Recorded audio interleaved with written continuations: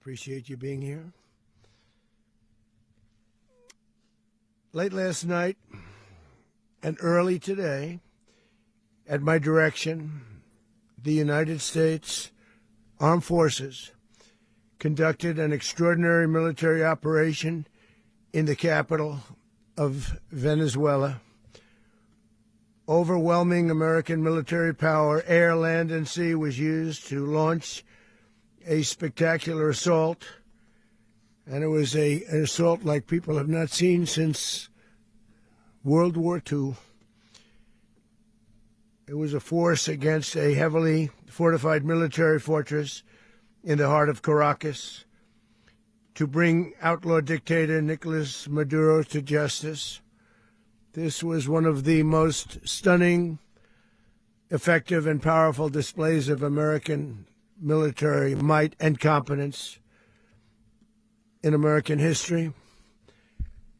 And if you think about it, we've done some other good ones, like the attack on Soleimani, the attack on al-Baghdadi, and the obliteration and decimation of the Iran nuclear sites just recently in an operation known as Midnight Hammer, all perfectly executed and done. No nation in the world could achieve what America achieved yesterday, or frankly, in just a short period of time. All Venezuelan military capacities were rendered powerless as the men and women of our military, working with U.S. law enforcement, successfully captured Maduro in the dead of night. It was dark.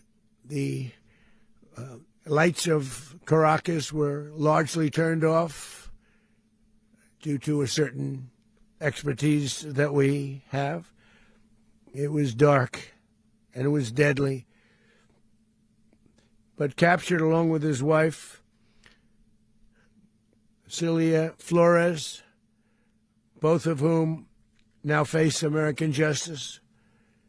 Maduro and Flores have been indicted in the Southern District of New York, it's J. Clayton, for their campaign of deadly narco-terrorism against the United States and its citizens. I want to thank the men and women of our military who achieved such an extraordinary success overnight with breathtaking speed, power, precision, and competence. You rarely see anything like it. You've seen some raids in this country that didn't go so well. They were an embarrassment. If you look back to Afghanistan, or if you look back to the Jimmy Carter days, they were different days. We're a respected country again, like never before. These highly trained warriors, operating in collaboration with U.S. law enforcement, caught them in a very ready position. They were waiting for us. They knew we had many ships out in the sea, just sort of waiting. They knew we were coming. So they were in a ready, what's called a ready position. But they were completely overwhelmed and very quickly incapacitated. If you would have seen what I saw last night, you would have been very impressed. I'm not sure that you'll ever get to see it, but it was an incredible thing to see. Not a single American service member was killed, and not a single piece of American equipment was lost.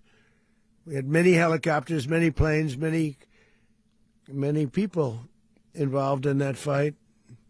But think of that, not one piece of military equipment was lost, not one service member was, more importantly, killed. The United States military is the strongest and most fearsome military on the planet, by far, with capabilities and skills our enemies can scarcely begin to imagine. We have the best equipment anywhere in the world.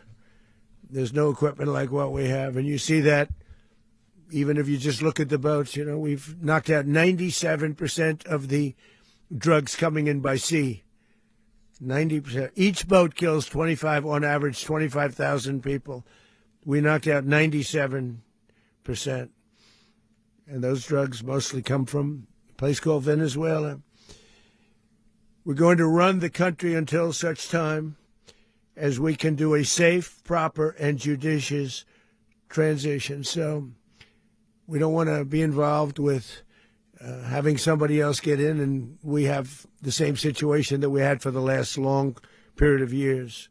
So we are going to run the country until such time as we can do a safe, proper, and judicious transition. And it has to be judicious because that's what we're all about. We want peace, liberty, and justice for the great people of Venezuela, and that includes many from Venezuela that are now living in the United States and want to go back to their country. It's their homeland. We can't take a chance that somebody else takes over Venezuela that doesn't have the good of the Venezuelan people in mind. We've had decades of that. We're not going to let that happen. We're there now, and what people don't understand, but they understand as I say this, we're there now, but we're going to stay until such time as the proper transition can take place. So we're going to stay until such time as we're going to run it, essentially, until such time as a proper transition can take place. As everyone knows, the oil business in Venezuela has been a bust, a total bust, for a long period of time. They were pumping almost nothing by comparison to what they could have been pumping and what could have taken place. We're going to have our very large United States oil companies, the biggest anywhere in the world, go in, spend billions of dollars, fix the badly broken infrastructure, the oil infrastructure, and start making money for the country. And we are ready to stage a second and much larger attack if we need to do so. So we were prepared to do a second wave if we needed to do so. We actually assumed that a second wave would be necessary, but now it's probably not. The first wave, if you'd like to call it that, the first attack was so successful, we probably don't have to do a second, but we're prepared to do a second wave, a much bigger wave, actually. This was pinpoint, but we have a much bigger wave that probably won't have to do. This partnership of Venezuela with the United States of America, a country that everybody wants to be involved with because of what we were able to do and accomplish, will make the people of Venezuela rich, independent, and safe. And it will also make the many, many people from Venezuela that are living in the United States extremely happy. They suffered. They suffered. So much was taken from them. They're not going to suffer anymore. The illegitimate dictator Maduro was the kingpin of a vast criminal network responsible for trafficking colossal amounts of deadly and illicit drugs into the United States. As alleged in the indictment, he personally oversaw the vicious cartel known as Cartel de las Solas, which flooded our nation with lethal poison, responsible for the deaths of countless Americans, the many, many Americans. Hundreds of thousands over the years of Americans died because of him. Maduro and his wife will soon face the full might of American justice and stand trial on American soil.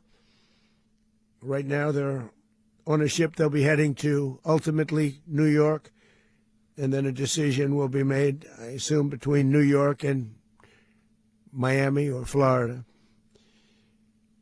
But we have people where the overwhelming evidence of their crimes will be presented in a court of law. And I've seen it. I've seen what we have. It's both horrible and breathtaking that something like this could have been allowed to take place. For many years after his term as president of Venezuela expired, Maduro remained in power and waged a ceaseless campaign of violence, terror, and subversion against the United States of America, threatening not only our people, but the stability of the entire region.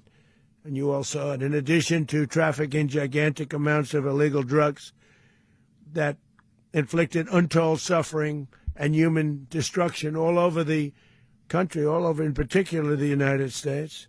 Maduro sent savage and murderous gangs, including the bloodthirsty prison gang, Tren de Aragua, to terrorize American communities nationwide, and he did indeed. They were in Colorado. They took over apartment complexes. They cut the fingers off people if they called police. They were brutal, but they're not so brutal now. And I just have to congratulate our military, Pete, and everybody, and our National Guard, because the job that they've done, whether it's in Washington, D.C., where we have a totally safe city, where it was one of the most unsafe cities anywhere in the world, frankly, and now we have no crime in Washington, D.C.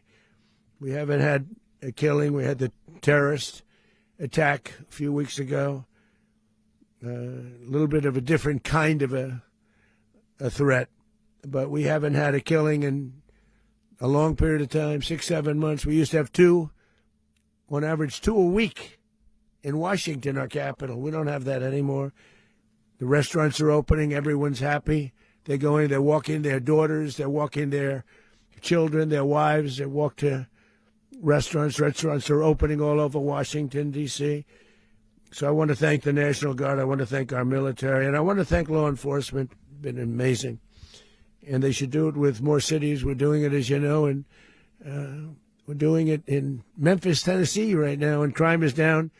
We've just sort of started a few weeks ago, but crime is down now 77%.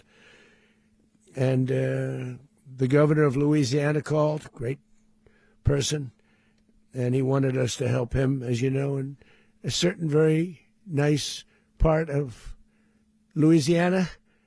And we have done that. And it was a rough section, and we have crime down. I understand it's down to almost nothing already after 2.5 weeks. New Orleans, it's down to almost nothing, and we've only been there for 2.5 weeks. Can't imagine why governors wouldn't want us to help. We also helped, as you know, in Chicago, and crime went down a little bit there. We did a very small help because we had no working ability with the governor. The governor was a disaster, and the mayor was a disaster, but it knocked down crime. But we're pulling out of there. When they need us, we'll know. You'll know. You'll be writing about it. And likewise, Los Angeles, where we saved Los Angeles early on, where the head of the police department made a statement that if the federal government didn't come in, we would have lost Los Angeles. That's long after the fires. That's when they had the riots in Los Angeles. We did a great job. Got no credit for it whatsoever, but that's okay. It doesn't matter. We don't need the credit. But we'll be pulling out when they need us. They'll call, or we'll go back if we have to. We'll go back. But we did a great job in various cities. But the place that we're very proud of is Washington, D.C., because it's our nation's capital. We took it from being a crime-ridden mess to being one of the safest cities in the country. But the gangs that they sent raped, tortured, and murdered American women and children. They were in all of the cities I mentioned, Tren de Aragua. And they were sent by Maduro to terrorize our people, and now Maduro will never again be able to threaten an American citizen or anybody from Venezuela. There will no longer be threats. For years I've highlighted the stories of those innocent Americans whose lives were so heartlessly robbed by this Venezuelan terrorist organization. Really one of the worst. One of the worst, they say the worst. Americans like 12-year-old Jocelyn Nungary from Houston. Beautiful Jocelyn Nungary, what happened to her? They, as you know, they kidnapped, assaulted, and murdered by Tren de Aragua animals. They murdered Jocelyn and left her dead under the bridge. There was a bridge that will never be the same to so many people after seeing what happened. As I've said many times, the Maduro regime emptied out their prisons, sent their worst and most violent monsters into the United States to steal American lives. And they came from mental institutions and insane asylums. They came from prisons and jails. The reason I say both, they sound similar. Actually, prisons a little bit more hostile, a little bit tougher. A mental institution isn't as tough as an insane asylum, but we got them both. They sent from their mental institutions. They sent from their jails, prisons. They were drug dealers. They were drug kingpins. They sent everybody bad into the United States, but no longer. And we have now a border where nobody gets through. In addition, Venezuela unilaterally seized and stole American oil, American assets, and American platforms, costing us billions and billions of dollars. They did this a while ago, but we never had a president that did anything about it. They took all of our property. It was our property. We built it. And we never had a president that decided to do anything about it. Instead, they fought wars that were 10,000 miles away. We built Venezuela oil industry with American talent, drive, and skill, and the socialist regime stole it from us during those previous administrations, and they stole it through force. This constituted one of the largest thefts of American property in the history of our country. Considered the largest theft of property in the history of our country. Massive oil infrastructure was taken like we were babies, so we didn't do anything about it. I would have done something about it. America will never allow foreign powers to rob our people or drive us back into and out of our own hemisphere. That's what they did. Furthermore, under the now deposed dictator Maduro, Venezuela was increasingly hosting foreign adversaries in our region and acquiring menacing offensive weapons that could threaten U.S. interests and lives. And they used those weapons last night. Potentially in league with the cartels operating along our border. All of these actions were in gross violation of the core principles of American foreign policy, dating back more than 2 centuries, and not anymore. All the way back, it dated to the Monroe Doctrines, and the Monroe Doctrine is a big deal, but we've superseded it by a lot, by a real lot. They now call it the Donroe Document. I don't know. It's Monroe Doctrine. We sort of forgot about it. It was very important, but we forgot about it. We don't forget about it anymore. Under our new national security strategy, American dominance in the Western Hemisphere will never be questioned again. Won't happen. So just in concluding, for decades, other administrations have neglected or even contributed to these growing security threats in the Western Hemisphere. Under the Trump administration, we are reasserting American power in a very powerful way in our home region.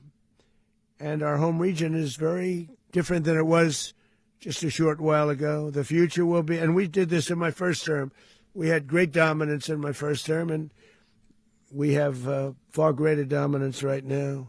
Everyone's coming back to us. The future will be determined by the ability to protect commerce and territory and resources that are core to national security. These are core to our national security. Just like tariffs are, they've made our country rich, and they've made our national security stronger than ever before. But these are the iron laws that have always determined global power, and we're going to keep it that way. We will secure our borders. We will stop the terrorists. We will crash the cartels, and we will defend our citizens against all threats, foreign and domestic. Other presidents may have lacked the courage or whatever to defend America, but I will never allow terrorists and criminals to operate with impunity against the United States. This extremely successful operation should serve as warning to anyone who would threaten American sovereignty or endanger American lives. Very importantly, the embargo on all Venezuelan oil remains in full effect.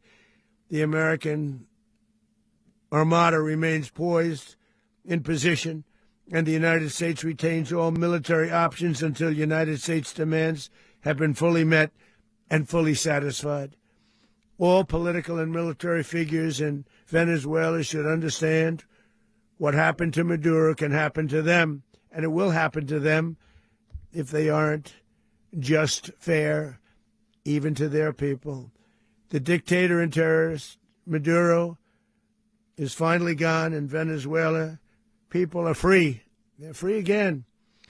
It's been a long time for them, but they're free. America is a safer nation this morning.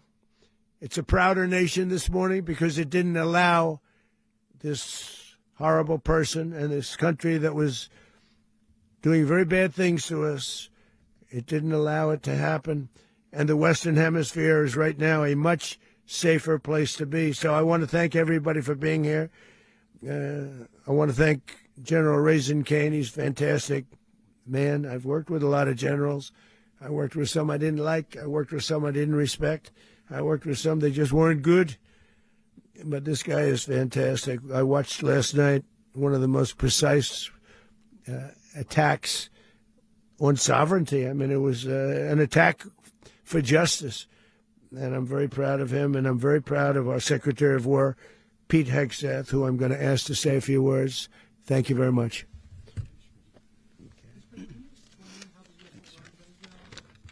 Well, thank you, Mr. President. Finally, a commander-in-chief the world respects and the American people deserve. And as the President said, words can barely capture the bravery and the power and the precision of this historic operation. A massive joint military and law enforcement raid flawlessly executed by the greatest Americans our country has to offer. American warriors are second to none, the best in the world and the best of our country. What all of us witnessed last night was sheer guts and grit, gallantry, and glory of the American warrior. I'm simply humbled by such men. And I tip my hat to our chairman, Dan Raisin Kane, and all those Americans who stood watch last night. Our warriors are the elite of America, and again, President Trump has your back. No other country on planet Earth, and it's not even close, could pull this kind of operation off. And no other president has ever shown this kind of leadership, courage, and resolve, the most powerful combination the world has ever seen. As the President said, our adversaries remain on notice. America can project our will anywhere, anytime. The coordination, the stealth, the lethality, the precision, the very long arm of American justice, all on full display in the middle of the night. Nicolas Maduro had his chance, just like Iran had their chance, until they didn't and until he didn't. He effed around, and he found out. President Trump is deadly serious about stopping the flow of gangs and violence to our country, deadly serious about stopping the flow of drugs and poison to our people, deadly serious about getting back the oil that was stolen from us, and deadly serious about reestablishing American deterrence and dominance in the Western Hemisphere. This is about the safety, security, freedom, and prosperity of the American people. This is America first. This is peace through strength. And the United States War Department is proud to help deliver it. Welcome to 2026. And under President Trump, America is back. I'd like to welcome now our chairman, Chairman Raisin Kane, to give a few more details about the operation. Mr. Chairman. Thank you, Mr. Secretary. Thank you, Mr. President, and good morning.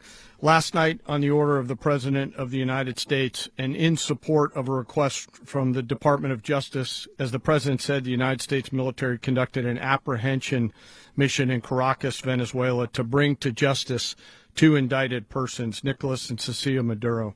This operation, known as Operation Absolute Resolve, was discreet, precise, and conducted during the darkest hours of January 2nd and was the culmination of months of planning and rehearsal, an operation that, frankly, only the United States military could undertake. What I'd like to do this morning is talk to you through some of the preparation and the details without compromising any of our tactics, techniques, and procedures. There is always a chance that we'll be tasked to do this type of mission again. Our interagency work began months ago and built on decades of experience of integrating complex air, ground, space, and maritime operations. While the past 2 decades have honed the skills of our special operations forces, this particular mission required every component of our joint force, with soldiers, sailors, airmen, Marines, and Guardians working in unison with our intelligence agency partners and law enforcement teammates in an unprecedented operation. We leveraged our unmatched intelligence capabilities and our years of experience in hunting terrorists, and we could not have done this mission without the incredible work by various intelligence agencies, including the CIA, NSA, and NGA. We watched, we waited, we prepared, we remained patient and professional. This mission was meticulously planned, drawing lessons from decades of missions over the last many years, many missions over these last many years. This was an audacious operation that only the United States could do. It required the utmost of precision and integration within our joint force. And the word integration does not explain the sheer complexity of such a mission. An extraction so precise it involved more than 150 aircraft launching across the Western Hemisphere in close coordination, all coming together in time and place to layer effects for a single purpose: to get an interdiction force into downtown Caracas while maintaining the element of tactical surprise. Failure of one component of this well-oiled machine would have endangered the entire mission, and failure is never an option for America's joint force. Those in the air over Caracas last night were willing to give their lives for those on the ground and in the helicopters. Let me talk a little bit about the preparation. After months of work by our intelligence teammates to find Maduro and understand how he moved, where he lived, where he traveled, what he ate, what he wore, what were his pets, in early December, our force was set pending a series of aligned events. Key was choosing the right day to minimize the potential for civilian harm and maximize the element of surprise, and minimize the harm to the indicted personnel so, as the President said, they could be brought to justice. And as the President said earlier today, weather in Venezuela is always a factor this time of the year. And over the weeks through Christmas and New Year's, the men and women of the United States military sat ready, patiently waiting for the right triggers to be met and the President to order us into action. Last night, the weather broke just enough, clearing a path that only the most skilled aviators in the world could maneuver through. Ocean, mountain, low cloud ceilings. But when tasked with a mission, this organization does not quit. At 10:46 p.m. Eastern Time last night, the President ordered the United States military to move forward with this mission. He said to us, and we appreciate it, Mr. President, good luck and Godspeed. And those words were transmitted to the entire joint force. Over the course of the night, aircraft began launching from 20 different bases on land and sea across the Western Hemisphere. In total, more than 150 aircraft, bombers, fighters, intelligence, reconnaissance, surveillance, rotary wing were in the air last night. Thousands and thousands of hours of experience were airborne. Our youngest crew member was 20, and our oldest crew member was 49. And there's simply no match for American military might. As the night began, the helicopters took off with the extraction force, which included law enforcement officers, and began their flight into Venezuela at 100 feet above the water. As they approached Venezuelan shores, the United States began layering different effects provided by Spacecom, Cybercom, and other members of the interagency to create a pathway. Overhead, those forces were protected by aircraft from the United States Marines, the United States Navy, the United States Air Force, and the Air National Guard. The force included F-22s, F-35s, F-18s, EA-18s, E-2s, B-1 bombers, and other support aircraft, as well as numerous remotely piloted drones. As the force began to approach Caracas, the Joint Air Component began dismantling and disabling the air defense systems in Venezuela, employing weapons to ensure the safe passage of the helicopters into the target area. The goal of our air component is, was, and always will be to protect the helicopters and the ground force and get them to the target and get them home. As the force crossed the last point of high terrain where they'd been hiding in the clutter, we assessed that we had maintained totally the element of surprise. As the helicopter force ingressed towards the objective at low level, we arrived at Maduro's compound at 1:01 a.m. Eastern Standard Time, or 2:01 a.m. Caracas local time, and the apprehension force descended into Maduro's compound and moved with speed, precision, and discipline towards their objective and isolated the area to ensure the safety and security of the ground force while apprehending the indicted persons. On arrival into the target area, the helicopters came under fire, and they replied with that fire with overwhelming force in self-defense. One of our aircraft was hit but remained flyable, and as the President said earlier today, all of our aircraft came home, and that aircraft remained flyable during the rest of the mission. As the operation unfolded at the compound, our air and ground intelligence teams provided real-time updates to the ground force, ensuring those forces could safely navigate the complex environment without unnecessary risk. The force remained protected by overhead tactical aviation. Maduro and his wife, both indicted, gave up and were taken into custody by the Department of Justice, assisted by our incredible U.S. military with professionalism and precision, with no loss of U.S. life.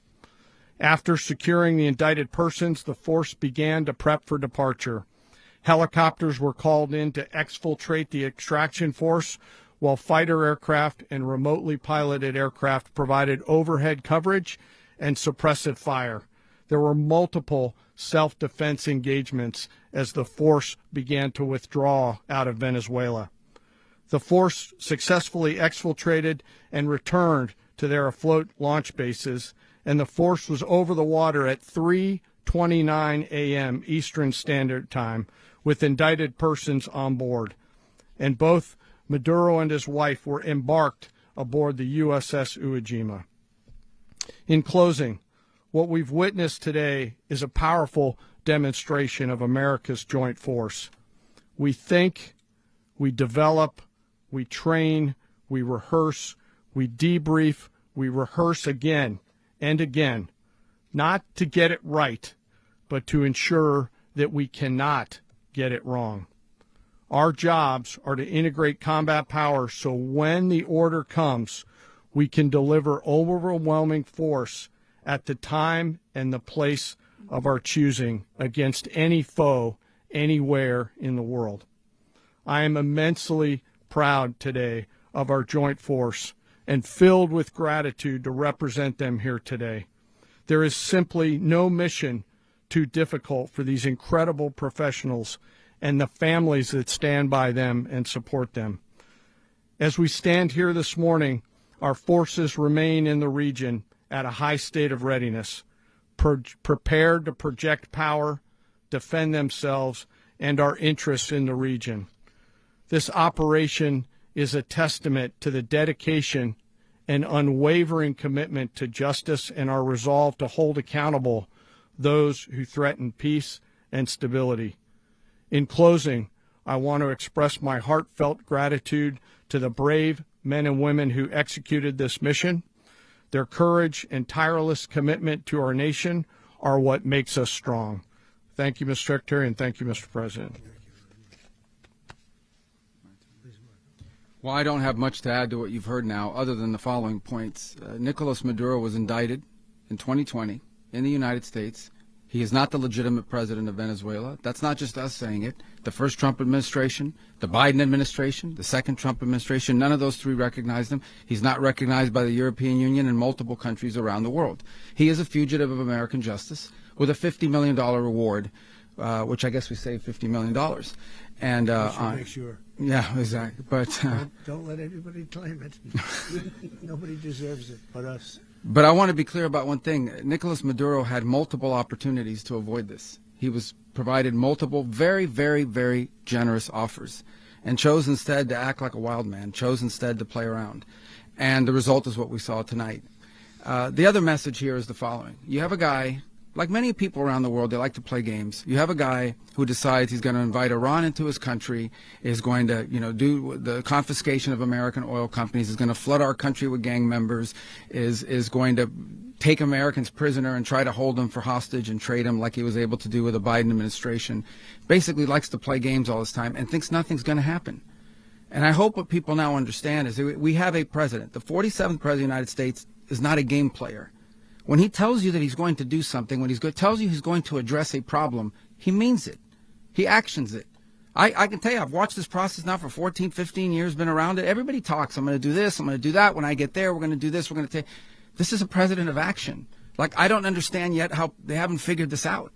And now, if you don't know, now you know. Because this is the way it's going to play out. And I think people need to understand that this is not a president that just talks and does letters and press conferences. And, if he says he's serious about something, he means it.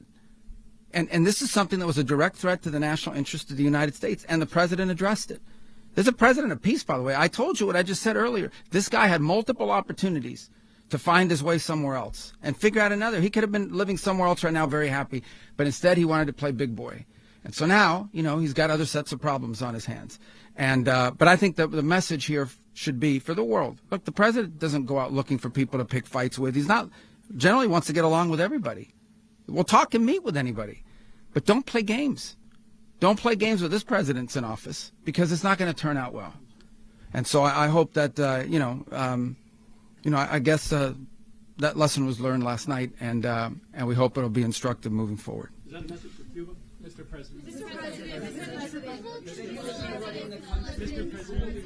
President. Please. Well, we're going to be running it with a group, and we're going to make sure it's run properly. We're going to rebuild the oil infrastructure, which will cost billions of dollars. It'll be paid for by the oil companies directly. They will be reimbursed for what they're doing, but that's going to be paid. And we're going to get the oil flowing the way it should be. As you know, it was just a minor flow. It was actually a minor flow for what they have. But we're going to run it properly, and we're going to make sure the people of Venezuela are taken care of. We're going to make sure the people that were forced out of Venezuela by this thug are also taken care of.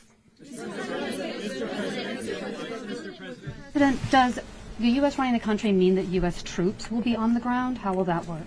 Well, they always say boots on the ground. So we're not afraid of boots on the ground if we have to have. We had boots on the ground last night at a very high level, actually. We're not afraid of it. We don't mind saying it. But we're going to make sure that that country is run properly. We're not doing this in vain. This is a very dangerous attack. This is an attack that could have gone very, very badly. Could have gone very badly. We could have lost a lot of people last night. We could have lost a lot of dignity. We could have lost a lot of equipment. The equipment is less important, but we could have lost a lot. And we're going to make sure that this is proper. We're there now. We're ready to go again if we have to. We're going to run the country right. It's going to be run very judiciously, very fairly. It's going to make a lot of money. We're going to give money to the people. We're going to reimburse people that were taken advantage of. We're going to take care of everybody. It's very important. We couldn't let them get away with it. They stole our oil. We built that whole industry there, and they just took it over like we were nothing. And we had a president that decided not to do anything about it. So we did something about it. We're late, but we did something about it. Yeah, please. Mechanism by which you're going to run the country? Are you going to designate a U.S. official to coordinate? It's all being done right now. We're designating people. We're talking to people. We're designating various people, and we're going to let you know who those people are. Would run Venezuela? Well, it's largely going to be for a period of time. The people that are standing right behind me. We're going to be running it. We're going to be bringing it back. It's a dead, I talk about a dead country. A year and a half ago, we were a dead country. Now we're the hottest country anywhere in the world. We're a country doing better than any country anywhere in the world. and it required leadership. Venezuela has a lot of bad people in there, a lot of bad people that shouldn't be leading. We're not going to take a chance that one of those people take over for Maduro. So you can look at, and others, we have fantastic people, including people in the military. So we're going to have a group of people running it until such time as it can be put back on track, make a lot of money for the people, and give people a great way of life, and also reimbursement for people in our country that were forced out of Venezuela. Rubio would be. You said earlier today that you weren't going to back Machado to come back and be the opposition leader in your Fox and Friends interview. And then you also mentioned the vice president of Venezuela. Are you going to work with the vice president of Venezuela, or how do you foresee the relationship Well, going? I understand she was just sworn in, but she was, as you know, picked by Maduro. So Marco's working on that directly. He just had a conversation with her, and she's essentially willing to do what we think is necessary to make Venezuela great again. Very simple. Mr. President, Colombian President Gustavo Petro, a couple weeks ago, he said he's got to watch his ass. And today, he said he's not concerned about anything happening to him in the aftermath of this operation. So, just what your message is Well, about he that. has cocaine mills. He has factories where he makes cocaine. And, yeah, I think I stick by my first statement. He's making cocaine. They're sending it into the United States. So he does have to watch his ass. Mr. President, did you notify any members of Congress in advance? Marco, do you want to talk about that? Because you were involved in it. Sure. We call members of Congress immediately after. This was not the kind of mission that you can do congressional notification on. It was a trigger-based mission in which conditions had to be met night after night. We watched and monitored that for a number of days. So it's just simply not the kind of mission you can call people and say, hey, we may do this at some point in the next 15 days. But it's largely a law enforcement function. Remember, at the end of the day, at its core, this was an arrest of 2 indicted fugitives of American justice, and the Department of War supported the Department of Justice in that job. Now, there are broader policy implications here, but it's just not the kind of mission that you can pre-notify because it endangers the mission. Plus, if I could add one thing to that, Congress has a tendency to leak. This would not be good. If they leaked, General, I think it would have been maybe a very different result. But I have to say, they knew we were coming at some point, We had a lot of ships out there. They sort of knew we were coming. We went there. But Congress will leak, and we don't want leakers. People to watch this all play out live. What was Maduro doing when the U.S. forces entered what I assume would be his home? And also, was there any point where the U.S. was considering if Maduro pushed back or resisted killing Maduro? It could have happened. It could have happened. He was trying to get into a safe place. You know what a safe place is, all steel. And he wasn't able to make it to the door because our guys were so fast. They went through the opposition so fast. And there was a lot of opposition. People were wondering, do we get them by surprise? Sort of surprised, but they were waiting for something. It was a lot of opposition. There was a lot of gunfire. You saw some of it today. But he was trying to get to a safe place, which wasn't safe because we would have had the door blown up in about 47 seconds, they say on average, regardless of how thick the steel was. It was a very thick door. It was a very heavy door, but he was unable to get to that door. He made it to the door. He was unable to close it. Go ahead, finish. To be in the time being right now. Do you know his exact Well, whereabouts? eventually, ultimately, in the near future, he's going to be brought to New York. And where is he going to be held? Where is he going to be held in New York? Do you know? That's going to be up to the officials that do these things. Mr. President, the U.S. has something of a mixed track record of ousting dictators without necessarily a plan for what comes afterwards. Not with Did me. that weigh on your decision? Well, that's when we had different presidents, but with me, that's not true. With me, we've had a perfect track record of winning. We win a lot, and we win. If you look at Soleimani, you look at al-Baghdadi, you look at the Midnight Hammer. Midnight Hammer was incredible. Right now, you wouldn't have peace in the Middle East. We have essentially peace in the Middle East because of that. If we weren't successful with Midnight Hammer, you wouldn't have peace in the Middle East. So, with me, you've had a lot of victory. You've had only victories. You've had no losses. Yeah. How long do you expect the U.S. to run Venezuela, and how soon do you want the Venezuelan people to hold elections? So I'd like to do it quickly, but it takes a period of time. We're rebuilding. We have to rebuild their whole infrastructure. The infrastructure is rotted. it's actually very dangerous. It's blow up territory. Oil is very dangerous. It's a very dangerous thing to take out of the ground. It can kill a lot of people. It has killed a lot of people doing just that. The infrastructure is old. It's rotted. Much of it is stuff that we put there 25 years ago, and we're going to be replacing it. And we're going to take a lot of money out so that we can take care of the country. Yeah.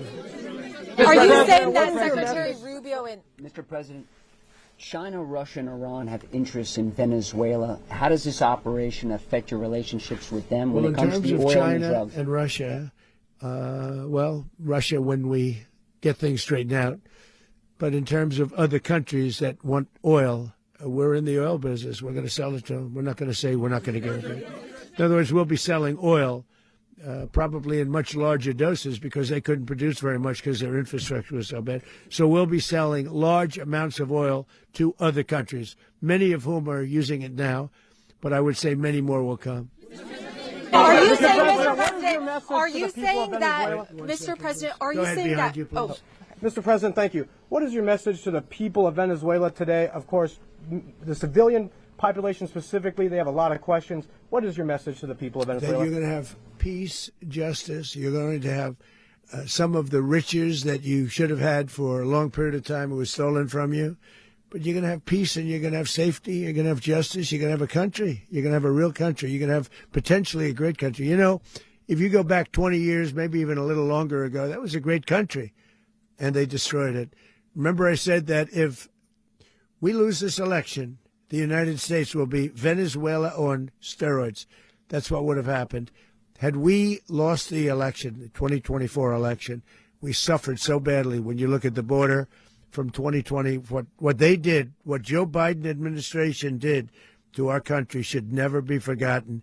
But if we had to go through another year of that, we would be exactly where Venezuela was in terms. I used to say, if they win, we're going to be Venezuela on steroids, and that's what would have happened.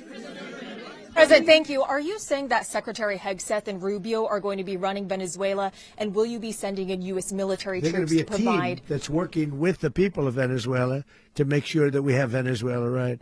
Because for us to just leave, who's going to take over? I mean, there is nobody to take over. You have a vice president who's been appointed by Maduro.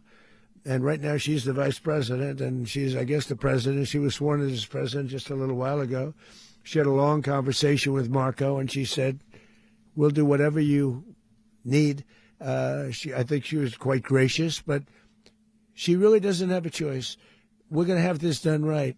We're not going to just do this with Maduro, then leave like everybody else, leave and say, let it go to hell. If we just left, it has zero chance of ever coming back.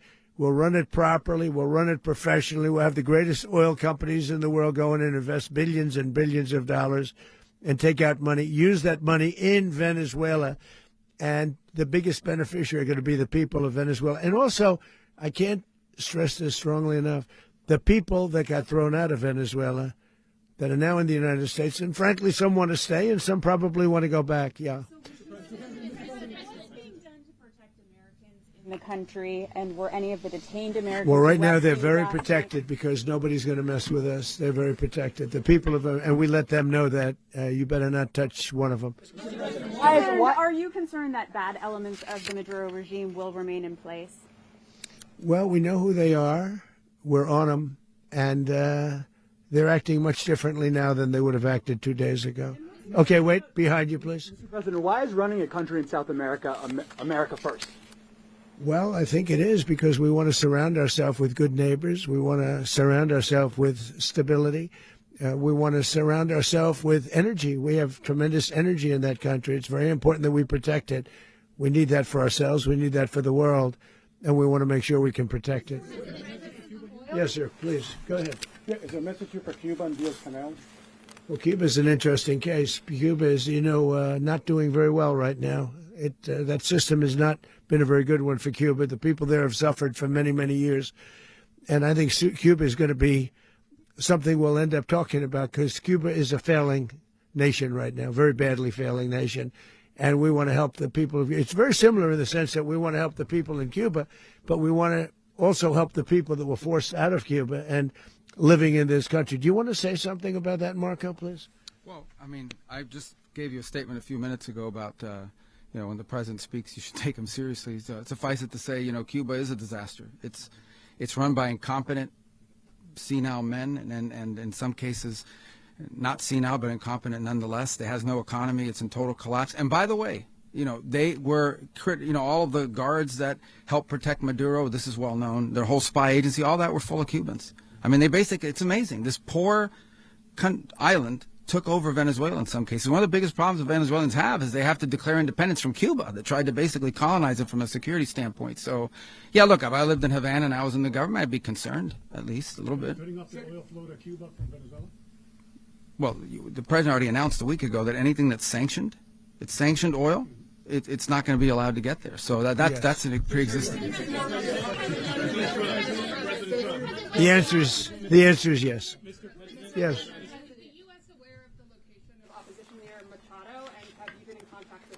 No, we haven't. No, we haven't. Mr. President, on Monday. I think it would be very tough for her to be the leader. She doesn't have the support within or the respect within the country. She's a very nice woman, but she doesn't have the respect to be the leader. Mr. President, is it possible that the U.S. ends up administrating Venezuela for years? Well, it won't cost us anything because the money coming out of the ground is very substantial. So it's not going to cost us anything. We will. Well, we want safety there. We want to be surrounded by countries that aren't housing all of our enemies all over the world. That's what was happening, and you don't want to have that. But we're going to be rebuilding, and we're not spending money. The oil companies are going to go in. They're going to spend money. We're going to take back the oil that, frankly, we should have taken back a long time ago. A lot of money is coming out of the ground. We're going to get reimbursed for all of that. We're going to get reimbursed for everything that we spend. So it's going to be a very important. This is a very big evening that took place last night. We have to be surrounded by safe, secure countries, and we also have to have energy. Very important. We have to have energy that's real energy, not where they're getting 4% and 5% of the energy out of the ground. You take a look. It was such a disaster. So what's going to happen with Venezuela, I think, over the next period of a year, is going to be a great thing, and the people of Venezuela will be the biggest beneficiaries. Going to send in U.S. military. Mr. President, thank you. What did you last speak to Maduro about when you spoke? And is the Well, US I don't want to get war into with the Venezuela? conversations, but I did have conversations with him, and I said, you got to surrender. And I actually thought he was pretty close to doing so, but now he wished he did, yeah. You said that Maduro is responsible for drug trafficking. You recently pardoned the former president of Honduras, who was convicted of many drug trafficking. Can you explain how these two situations are different? And would you ever pardon Maduro? I endorsed, as you know, the winning president, the man who won in Honduras. I endorsed the man who won in Chile. I endorsed the man who won in Argentina. And we are doing very well with that whole group. What the man that I pardoned was, if you could equate it to us, he was treated like the Biden administration treated a man named Trump. That didn't work out too well for them. This was a man who was persecuted very unfairly. He was the head of the country. He was persecuted very unfairly. And there are a number of them. And we felt that it was a very unfair situation that happened to him. He's also a party member of the man who won. So obviously the people liked what I did. And one of the reasons that was done is because of the fact that the party in power felt very strongly that that man was treated very badly. I studied it very quickly, and then I studied it in great detail. I went to a lot of the people standing behind me, and they felt that that man was persecuted and treated very badly. That's why I gave him a pardon.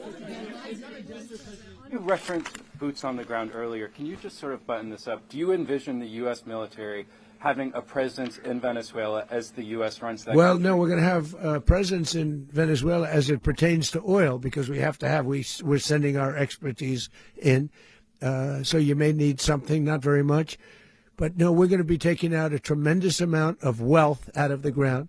And that wealth is going to the people of Venezuela and people from outside of Venezuela that used to be in Venezuela. And it goes also to the United States of America in the form of reimbursement for the damages caused us by that country. So I want to thank you all very much. Thank you. Do you have one? Yes, please. You were so nice before. I'm going to give you the final question. Go Thank ahead. you, Mr. Unless it's a President. bad question, in It's which about case I'll Putin. go one word. It's about who? It's about Putin, if you want. About Putin. Well, Okay. that's always nice You had to a talk phone- about Putin. You had a phone call with him Yeah. on Monday. Did he talk at all about Maduro? Did y'all talk about this? No, we didn't. And We then- never spoke about Maduro. Are you mad at him right now? I mean, there's this I'm not intelligence. thrilled with Putin. I'm not thrilled with Putin. He's killing too many people. I thought that would be so. I settled 8 1/4 war. You know what the 1/4 was? Thailand and Cambodia. I did it again. They broke out, and I did it in about 5 hours, and I settled it. I'm giving myself 1/4, so I'm up to now 8 1/4. In other words, I settled the war, but then they broke out. They had a pretty bad breakout over the last 4 days. I got them to go back to peace. So I only give 1/4. I thought the easiest one would be, one of the easier ones would be Russia, Ukraine. It's not. And they both have done some pretty bad things. And look, that's Biden's war. That's not my war. But I want to stop the lives. Did you see where last month, 30,000, it was 27,000 the month before. 30,000, mostly soldiers, were killed this last month. 30,000. I want to stop that. You know, I got NATO to pay 5% instead of the 2% that they weren't paying. They weren't paying 2, now they pay 5. And we send them a lot of munitions. We send them a lot of things, missiles and various other things, a lot. And they pay. The United States is not losing money. We're probably making money on that. It's the last thing I care about. I just want to stop all those people. We're losing 25, 30,000 human beings. They come from 2 places that are very far away. But if I can stop, because it's something I've been pretty good at doing, deals, I guess. It's all a deal. Life is a big deal. But if I can stop that war and stop 30,000 young people, in addition to the fact that people are being killed in Kiev, people are being killed in other cities throughout, a much smaller number, but they're being killed, viciously killed. So I'm not happy about it. I thought that would be something that would get solved. We have Mr. Witkoff here. I think that we're making progress, but that's a war that should have never happened. If I were president, it would have never happened. Putin says it. Everybody says it. If I were president, that would have never happened. But I inherited that war. That was Joe Biden, Zelensky, and Putin. I came into the situation, and it's a mess. And I will say this. I watched an operation last night that was so precise, that was so brilliant. I mean, it was incredible. If we had our people, like this general and our people involved, that war would not have gone on very long, that I can tell you. That war, to use an old term, that war has become a bloodbath, and we want it to get stopped. Thank you very much, everybody.